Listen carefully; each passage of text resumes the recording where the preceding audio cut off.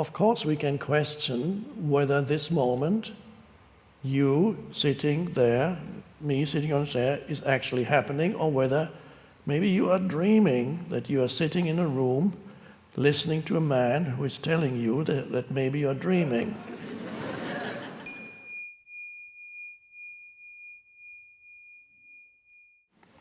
So you can question whether this is actually happening or not.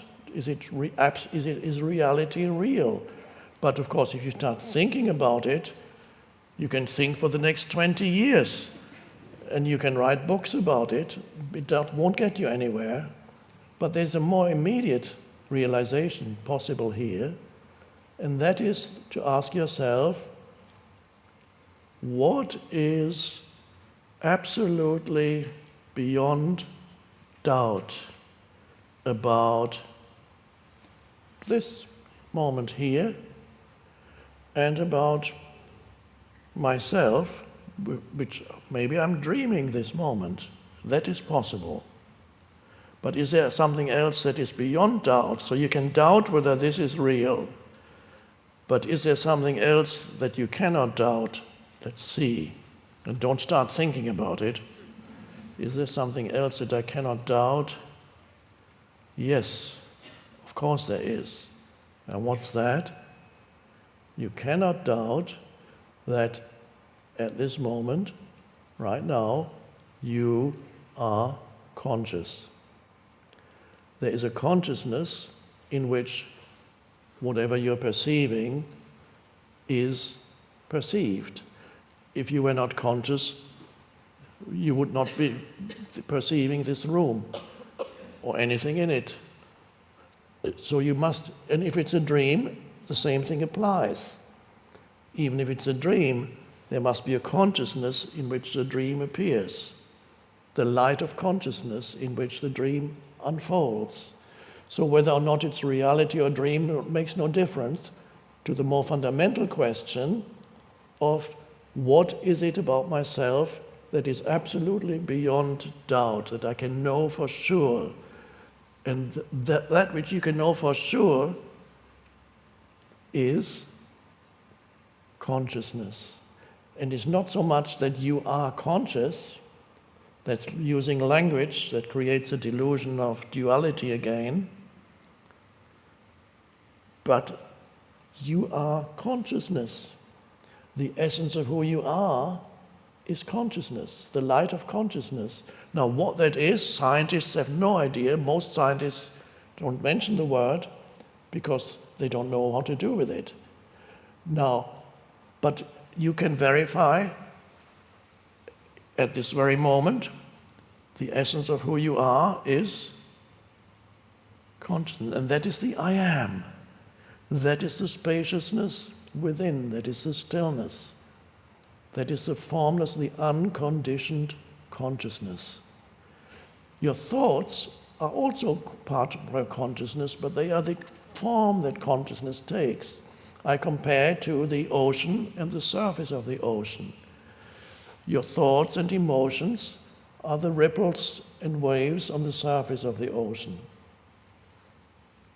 And your entire sense of identity, your form identity, me and my life, is a little ripple on the surface of the ocean of being. Now, when you only know yourself as a ripple on the surface of the ocean, then life is very problematic, because you are threatened by bigger ripples, and there may be even some big waves occasionally threatening you. And all you look is you see separate other ripples. That ripple looks better than me. What's that ripple going to do with me? Or come, I can't live without you, and we need to come together and form a bigger ripple. And that doesn't help either. But if the ripple could realize its essence identity as, oh, I'm actually deeper than I realized. I'm not just a surface phenomenon here with my thoughts and emotions and stuff going on in my life. I'm actually, as suddenly the ripple stops thinking, and suddenly as the ripple stops thinking, it's becoming aware of a deep spaciousness. Oh. And that is, the ripple is beginning to realize that it is the ocean. The ocean temporarily appearing as a ripple or wave, just a short while, and goes. Oh.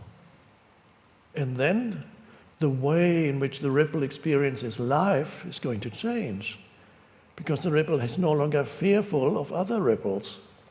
It actually loves every other ripple because it can send its oneness with the other ripple. And so that suddenly life becomes more enjoyable.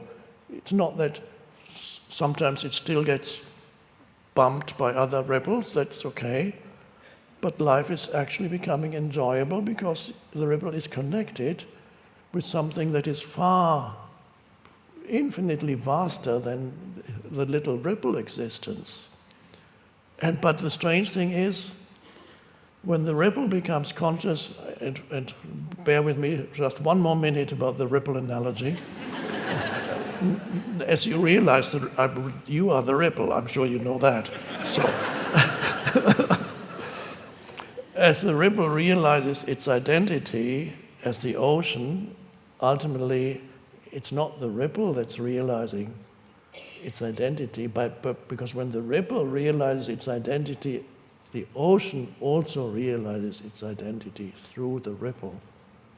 And that's but now you can perhaps intuitively sense what I mean when I use that analogy, because when you become conscious of your essence, it goes far beyond a personal realization.